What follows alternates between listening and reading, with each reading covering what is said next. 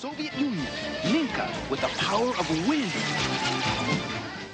When Earth faces danger, her spirit, Gaia, gives 5 magic rings to 5 young people across the world. With those rings, they summoned the champion of Earth, Captain Planet. Created by Ted Turner and Barbara Pyle, Captain Planet is an environmental hero who helps fight pollution and deadly foes who want to bring an end to the Earth's atmosphere. One of those foes is Dr. Blight. Who is she, and what are her goals? Let's find out in this video today. Before we continue, you know the drill. Make sure you've subscribed to our channel and click that bell icon to stay updated on our awesome content. Hey! Who is Dr. Blight? Dr. Barbara Babs Blight is a middle-aged scientist whose childhood is mostly shrouded in mystery. She is a genius in biochemistry and uses her knowledge to perfect herself. This, unfortunately, means that she pulls the health and vitality out of nature to supplement herself. As she began her career working in biological and chemical warfare, Dr. Blight has no problem getting her hands on deadly weapons. Like all eco-villains in the show, she too represents a global idea that is harming the environment. She is the personification of the dark side of science, which forgets the planet for technological and scientific evolution. In her early days, Dr. Blight was a blue-eyed woman with long blonde hair. In later episodes, she was shown with green eyes. Her hair has a unique white streak that she combs over her face to hide a horrific scar. Though the show never revealed how she got the scar, collector cards released for the show mentioned that she gave herself the scar while trying to make herself the perfect human being. Throughout the show, she has different opinions regarding the scar. In many episodes, she tries to show it off, while in others, she tries to fix it. Dr. Blight is quite a fashionista as she dresses in chic and fancy spandex jumpsuits, which are usually pink and black in color. Voiced by Meg Ryan and later Mary Kay Bergman, Dr. Blight is seldom seen without her sidekick, the electrical program named Mal. Voiced by David Rappaport and later Tim Curry, Mal has a sultry, seductive voice and often banters with the beautiful scientist. Her interest in science was probably inspired by her grandmother, Betty Blight, who looks identical to Barbara. She has longer hair, though, and just like her granddaughter, she too was a scientist. It's also possible that Betty manipulated Barbara into becoming the eco-villain she is today. The only other known relative of Barbara is Bambi Blight, her younger sister, who's a famous model and an actress. Bambi and Barbara don't have that good of a relationship, and it mostly stems from the fact that Bambi has natural beauty. Barbara resents her for it, as her own face is scarred terribly. Their tumultuous relationship has also been implied to be a result of their childhood rivalry. The first adventure of Dr. Blight. Barbara Blight first appeared in the 5th episode of Captain Planet and the Planeteers, titled Deadly Ransom, written by Perry Martin. The episode opens with Duke Nukem, a radioactive mutant paying a visit to Dr. Blight's laboratory. Nukem calls Mal a mangy computer, and Mal responds by calling him a nuclear nitwit. Blight calms him down by telling him that Nukem is going to help her in her most devious experiment, which is going to use Captain Planet as the guinea pig. For his effort, Blight agrees to give him all the nuclear waste he wants to eat. Mal gets on board immediately and sends a message to Gaia and the Planeteers with hopes of using the Planeteers as bait to lure in Captain Planet. The Planeteers receive the message on Hope Island. Nukem and Blight show them a huge fake bomb and claim that it's a nuclear waste bomb. Gaia becomes concerned and tells the Planeteers that they need to hurry as a nuclear disaster brings about contamination and effects that last over millions of years. Blight lies in wait for them, and as soon as they fly over her hideout, she aims her new device, a freezing ray, at their geocruiser. As soon as she shoots it, a thick layer of ice freezes over the entire vehicle, and it begins to spin out of control. Linka, using her strength, pulls free from the controls and avoids a crash landing. They relax for a bit, relieved that their geocruiser is out of harm's way. But Dr. Blight appears on the monitors and warns them of their inevitable doom. Dr. Blight loudly orders the nuclear waste bomb to be activated and heads with Nukem to a radiation-proof underground shelter. shelter. The clever scientist placed the timer switch on the top of her roof, where it would be difficult for anyone to reach. But the Planeteers are not amateurs. Wheeler melts the ice using his power and makes a spiral staircase out of ice. As they run towards the switch, Nukem and Blight watch from surveillance monitors in glee as their trap begins to work. She turns on a force field that traps the Planeteers inside. With 1 minute for the bomb to go off and the Planeteers effectively immobile, they call for Captain Planet. Captain Planet arrives with his usual speed and deactivates the bomb. After destroying the force field that has trapped the Planeteers, he congratulates them for preventing another eco-disaster. Blight, however, has other plans. She uses her force field ray to distract Captain Planet and pushes a button that opens a trap door. Captain Planet falls down a long tunnel, but he gains his senses quickly and tries to fly out. It is unfortunately too late, as the tunnel is lined with holes that spray toxic smoke. Captain Planet, weakened, falls down while the Planeteers watch in horror. As the trapdoor shuts again, Captain Planet tumbles into a large glass enclosure. To weaken him further, Nukem zaps him with radiation. Nukem then tugs the glass enclosure with his jet and flies away. The Planeteers, feeling defeated and probably stupid for falling into Blight's trap, head to Hope Island to get some advice from Gaia. On Hope Island, Nukem meets up with Blight, and the Planeteers demand the release of Captain Planet. Nukem agrees to let him go in exchange for a lifetime supply of nuclear waste.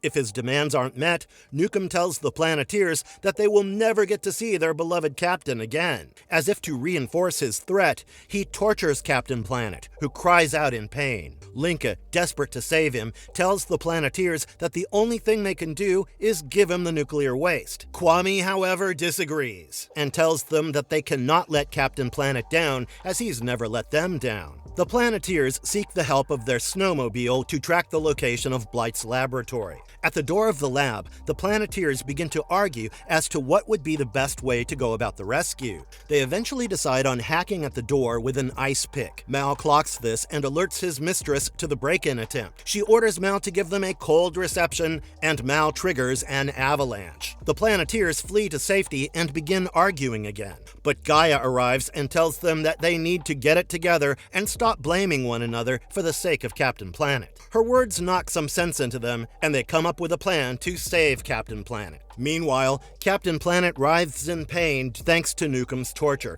but despite being near death, he tells them that the Planeteers would never give in to his demands. Mal contradicts him and tells him that he can see the geocruiser approaching the lab with 5 nuclear waste barrels. They send the villains a message saying that they admit defeat and they can take the nuclear waste. Blight does not keep her side of the bargain and asks Mal to show the Planeteers her power. Mal shoots at the geocruiser with an anti-air laser gun. The geocruiser crashes down into the ground and Nukem collects the nuclear drums, claiming that they will last him for a century at least. Blight then proceeds with her experiment. She wanted to discover the secret of his powers so that she could use it to destroy Earth. She straps him down to a table and is about to begin when the Planeteers jump out of the barrels and attack the villains. Mal deserts Blight and disappears. The Planeteers dodge Nukem's attacks and rescue Captain Planet. They lay him down under the sun, which heals him enough to take his revenge. He bursts into Blight's hideout and destroys Mal by soaking all of the control panels. Mal explodes, and the hideout begins to collapse. Blight is forced to flee with Nukem in his jet. Her strongest attempt. In her first appearance, we don't get to see her complete scientific prowess and evil mind at work, but we get to see them in the 22nd and 23rd episodes called The Mission to Save Earth, written by J. Larry Carroll and David B. Caron. The story arc starts with the Planeteers and Captain Planet stopping a barge of toxic waste from spilling into the ocean. During this time, the eco-villains are cooking up a dangerous scheme. Luton Plunder introduces SS Plunder, a ship that has an all-terrain attack force containing mercenaries from all over the world that aims to plunder the planet, to Dr. Blight, Nukem, venomous scum, and Sly Sludge. Scum points out that it's useless, as Captain Planet would put a stop to it. Dr. Blight agrees and tells them that she has a way of putting a permanent stop to the Captain and his Planeteers. She shows them her brand new invention, a molecular duplicator that can create an evil opposite of any living being or thing. Her plan is to make evil duplicates of all the rings of the Planeteers. They form an evil alliance and plan to kidnap the Planeteers to get their rings. Scum and Sludge follow their airship and release toxic gas into it. The Planeteers pass out and land their aircraft on a nearby island. Scum and Sludge steal their rings and are planning to kidnap the kids too, but a soldier arrives to kick them out as they were in a restricted area. The soldier, Commander Clash, also asks the kids to scram. Meanwhile, Blight contacts Clash impersonating a soldier and tells him that the kids are spies. Clash tries to imprison them, but the Planeteers win him over with their selfless acts. Dr. Blight duplicates the rings and gives each of her allies a ring. Nukem gets the ring of super radiation, Plunder gets the power of deforestation, Sludge gets the power of smog, Scum receives the power of toxics, while Blight keeps for herself the ring of hate. They immediately begin exercising their powers, but Blight stops them and asks them to combine their powers together, just like the Planeteers do for Captain Planet. Their polluting powers combine together to form Captain Pollution. As soon as he is done renewing his energy by marinating in a bucket of bubbling hot waste, Dr. Blight asks him to go after the Planeteers. Captain Pollution catches the Planeteers just as they're about to get into their geocruiser again. To show them he means business, he uproots the trees near them and traps them in a circle of fire. Commander Clash comes to their rescue and douses him with water. Needing more toxins, he returns to Plunder's ship, where the villains reabsorb him into their evil rings. While this is going on, Clash arms the Planeteers with weapons of his own making: a sonic jackhammer, a portable wind generator, a wrist flamethrower, and a water pump backpack. They break into Plunder's ship and get their rings back. The supervillains are no match for the original Captain Planet, so they bring forth Captain Pollution. Captain Planet easily defeats the evil captain, but Blight has another invention up her sleeve. She has Nukem throw her pollution pod at Captain Planet,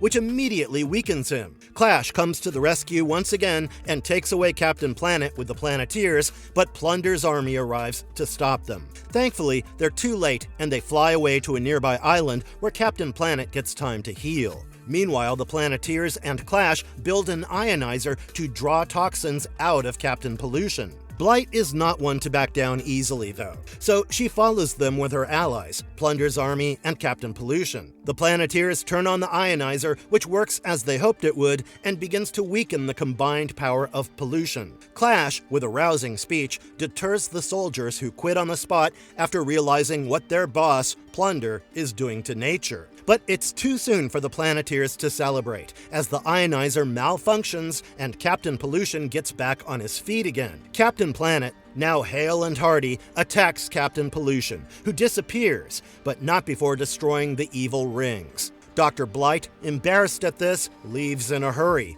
claiming that she left a beaker burning on her Bunsen burner. Marvelous verdict. Tall, beautiful, and brainy, Dr. Barbara Blight is the complete woman. Unfortunately, she's also super evil and wants the death of Earth. Which one of her crazy inventions do you like the most? The molecular replicator is a clear winner in our eyes. Sound off in the comments below about your opinions. We'd love to hear them. If you liked the video, make sure to let us know by tapping on that thumbs up icon. It's goodbye for now, but don't worry, we'll be back with more awesome videos soon. Ciao!